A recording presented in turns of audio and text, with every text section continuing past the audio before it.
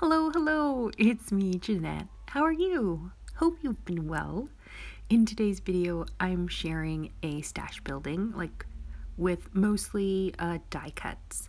So this little scene here, all these beautiful little piles of die cuts are from a stash building session that I did. I think it was Sunday. I just sat and built my stash for most of the afternoon, and I started off with watching, I think I was watching The Crown on Netflix, but after a while I get a little sick watching TV, and so I was listening to an audiobook, so that was nice.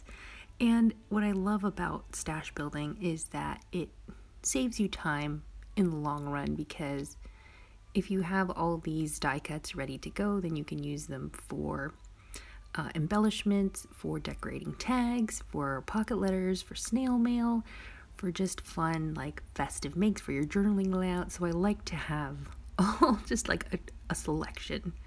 And this is just a quick example of what I usually do. So once I die cut all my stuff, then I just make different embellishments and have a play with just the things that I've die cut. So these are 2 embellishments that I've made with the die cuts, and now I'm going to be showing you a second stash building.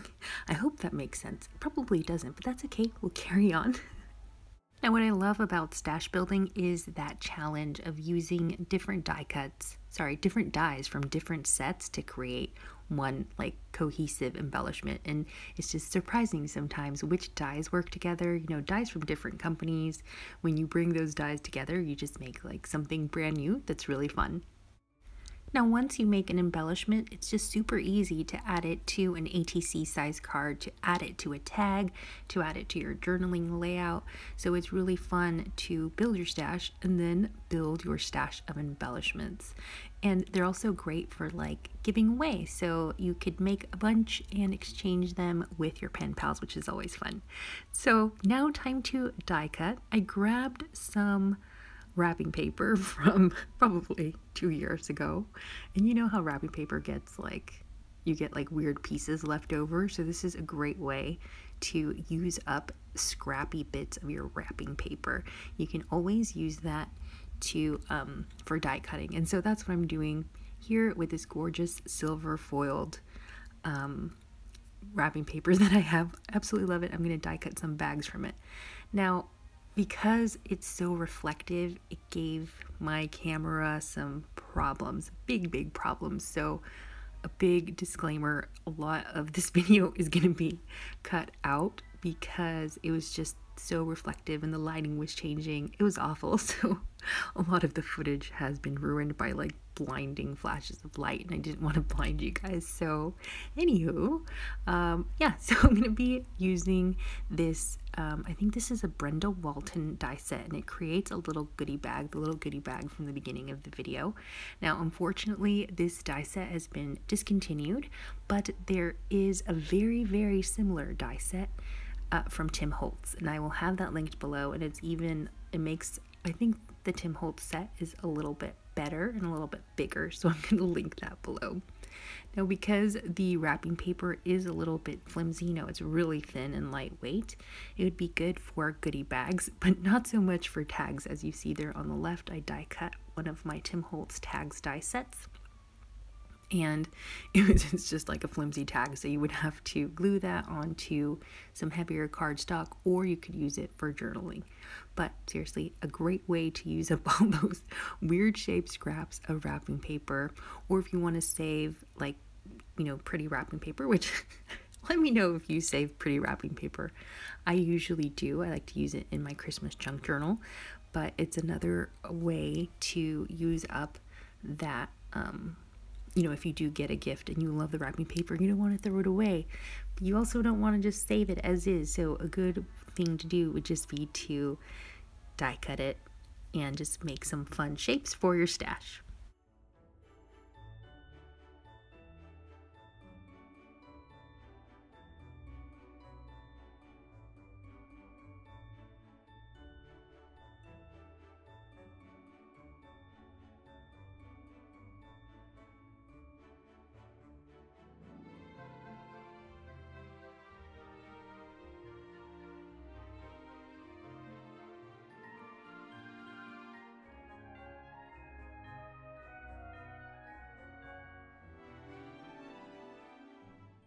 Next, I'm die cutting some poinsettias and a snowflake. These are both Sizzix dies, I believe.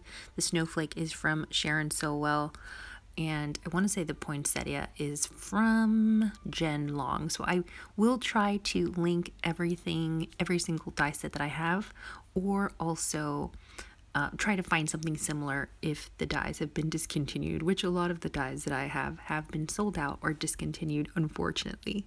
I'll also be linking my die cutting machine, which is a Sizzix Big Shot, and also the magnetic platform and the glitter cutting pads, because the glitter cutting pads are so much fun, but also I highly recommend that if you have a Sizzix die cutting machine that you get a magnetic platform. I think they're really helpful, especially when you are trying to build your stash and you are, you're trying to pack your platform with a bunch of dies. It's just a great way to keep them in place. Stash building is great for using up all of your scrappy bits, and that's really one of the main reasons that I do so much stash building and die cutting, because I love to use like all of my paper as much as I possibly can. So you can see that I'm trying to like arrange a little poinsettia. This is a smaller version of the big poinsettia, and this one is from a completely different die set, but I'm trying to arrange it in a way that I can, fit it and cut as many poinsettias as I possibly can and get the most out of my paper. I love leaving like paper carcasses where there's literally not anymore, like there's no more space for any kind of die set. So that's always a fun challenge for me, is to try to use up my scraps as much as possible. It makes me feel like I'm getting my money's worth for my paper, because paper is expensive, and also that I'm building my stash in the process.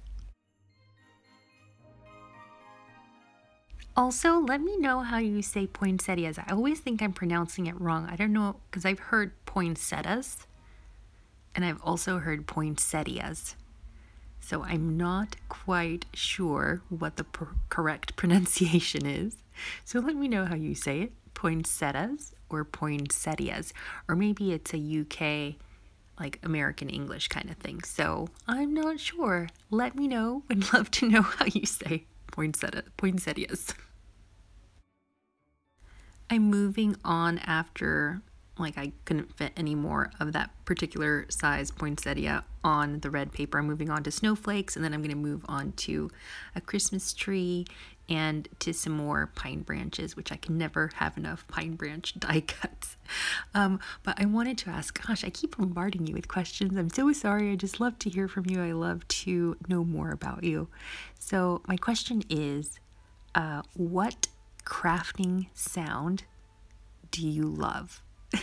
So as I'm rolling my dies through the machine, there's a particular crunch sound that is very appealing to me, that I really like. And also I love the sound of a guillotine cutting paper, like a really sharp guillotine cutting paper is also a good sound. So let me know if there's any sounds that you find appealing that just make you happy, like crafting sounds specifically. And also let me know of any sounds that kind of hurt your ears in terms of crafting as well. I'm trying to think of one for crafting that hurts my ears. I can't think of anything at the moment, but I'm sure something will come up.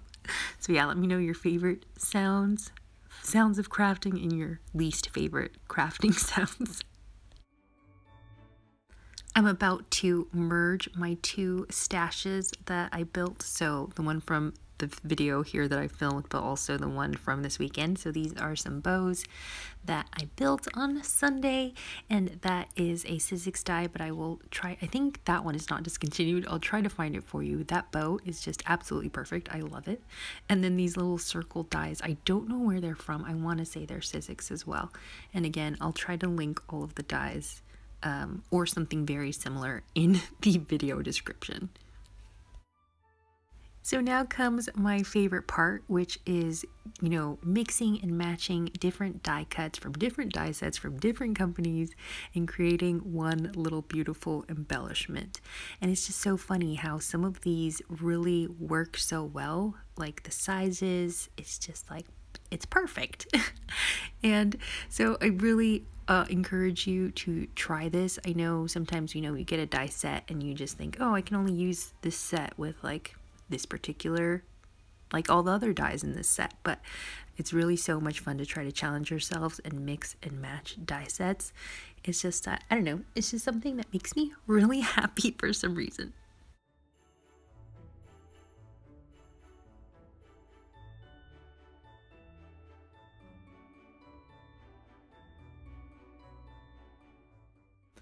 Besides cutting your dies from paper or like newspapers or book pages or maps or wrapping paper, you can also die cut felt.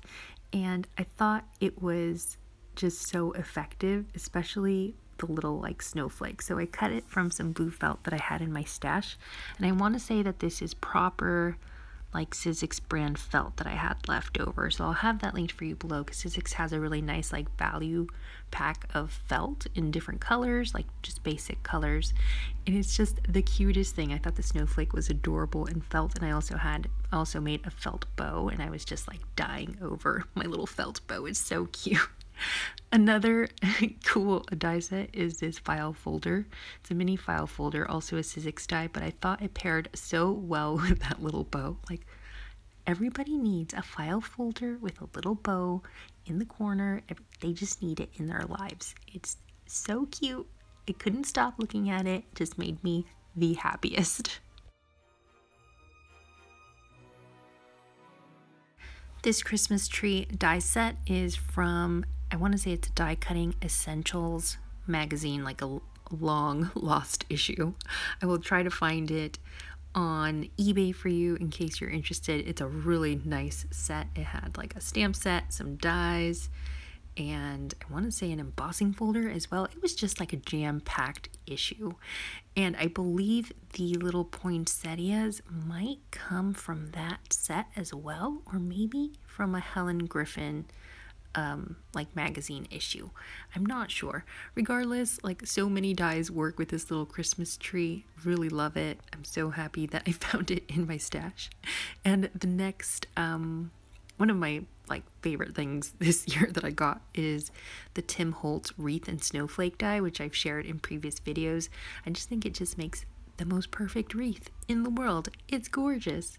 And so I wanted to cut a few more because I don't have hardly enough of these little wreaths to go around, and I wanted to create a tag using the wreath. And so I'm so sorry because I was creating the tag like out of frame because I forgot to look up at my camera to see if I was in frame. So a lot of the tag decoration and decoration and deliberation, because I do a lot of deliberating and switching dies out, but a lot of that was done like out of frame, so you can't even see it. So I do apologize. I'm gonna probably skip over right to the part where I have the tag mostly done. I do apologize.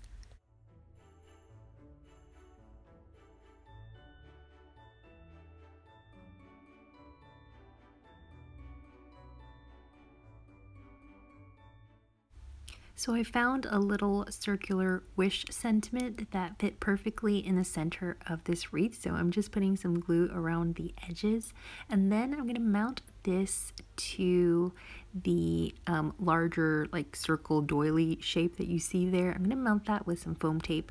I do recommend, if you're making embellishments and you're able to, like if you're making them for pen pals and you want to keep postage costs down, then you wouldn't use foam tape because you want to try to keep your crafts and your makes as flat as possible. So I don't recommend postage for, sorry, I almost said I don't recommend postage for snail mail.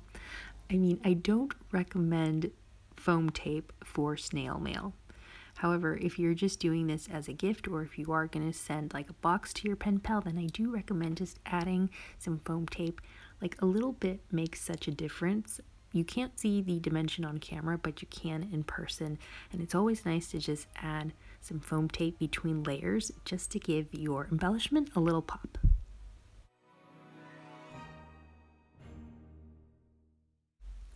So for this next embellishment, I'm going to be using one of my favorite mediums of all. One of my favorites. There's a few, but I highly recommend Cosmic Shimmer Glitter Kiss in Frosty Sparkle. I have that linked for you below. So it is like, I don't know, it's just like a I always liken it to like a cream. It's just like a glitter cream, and it comes with, I'm going to show you the texture of it. It's just so creamy and smooth, and it comes with a little foam applicator sponge thingy, which I never use because it does get crusty. I just dip my finger in it, and I like to add a little bit of sparkle to pretty much anything, but especially on white. It just looks so well. And the texture of this is like, it has some really good body, so if you wanted to use it with your stencils, you could get like a nice thick texture kind of effect, so you could really layer it on. It's not really picking up the glitter portion on camera, but you can see the texture that it gives, and trust me, it's super sparkly. And of course, you don't have to lay it on thick, no pun intended. You can just like get a really fine, thin, like sparkly effect that's not like bulky at all. So just depending on how much you put onto your paper is how much sparkle you're gonna get. Here are my final embellishments, and as you can see, I've added some gemstones and some adhesive pearls to some of them, so just for a little added interest and some extra sparkle. Always a good idea to have a stash of gemstones, rhinestones, and adhesive pearls to add. But yeah, I'm super happy with how they turned out. I'm hoping that you are inspired to try this for yourself, and I hope that you are, yeah, just give it a try. It's a great way to use up your stash, use up your scraps, and also save time in the long run when you're crafting. You can just reach for your pre-made embellishments or your pre-cut die cuts. As always, thank you so much for joining me. I really appreciate it, and thank you so much for watching. I'll see you soon. Bye.